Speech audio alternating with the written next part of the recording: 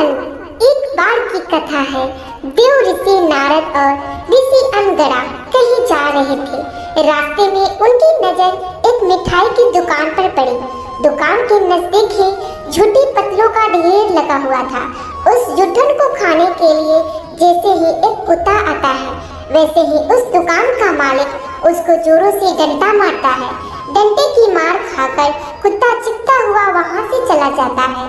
ये दृश्य देखकर देव ऋषि को हंसी आ गई। ऋषि अनगड़ा ने उनसे उनकी हंसी का कारण पूछा। नारद बोले, हे ऋषिवर, ये दुकान पहले एक कंजूस व्यक्ति की थी। अपनी जिंदगी में उसने बहुत सारा पैसा इकट्ठा किया और इस जन्म में वो कुत्ता बनकर पैदा हुआ है और ये दुकान मालिक उसी का पुत्र है। देखो, जिसके लिए उसने बेशुमार धन इकट्ठा किया, आज उसी के हाथों से उसे जूठा भोजन भी नहीं मिल सका। कर्मफल के इस खेल को देखकर मुझे हंसी आ गई। मनुष्य को अपने शुभ और अशुभ कर्मों का फल अवश्य जरूर मिलता है, बेशक इसलिए उसे जन्मों जन्मों की यात्रा ही क्यों ना करनी पड़े।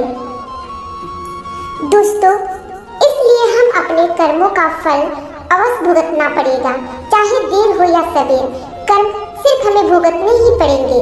इसलिए कर्म करने से पहले एक बार अवश्य सोचें, क्या मैं ये सही कर रहा हूँ। अगर कर्म करने से पहले अच्छे से सोच ले तो शायद हम बुरा कर्म करने से बच सकते हैं। अगर आपने अपने आप को बचा लिया तो सजा से भी बचा लिया। आपने बुरा कर्म कर लिया तो एक ना एक दिन भगवान अवश्य सजा देंगे। इस जन्म में नहीं, अगले जन्म में ही कर्मों का फल भुगतना ही पड़ेगा।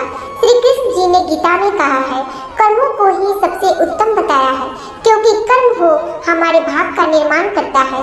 अगर हम सच्चे अच्छे कर्म करेंगे तो हमारे साथ अच्छा होगा, अगर हम बुरे कर्म करेंगे तो हमारे साथ बुरा होगा। भगवान की न्याय व्यवस्था बहुत ही ज्यादा दृढ़ है। कर्म का फल अच्छे कार्य करने वाले को अच्छा और बुरे कर्म करने वाले को बुरा फल अवश्य ही भोगना पड़ेगा। भगवान के देर भले ही हो जाए, मगर अंधेरे को ही अंधेर नहीं हो सकता। जिसे आप देर समझते हो वह देर भी नहीं है।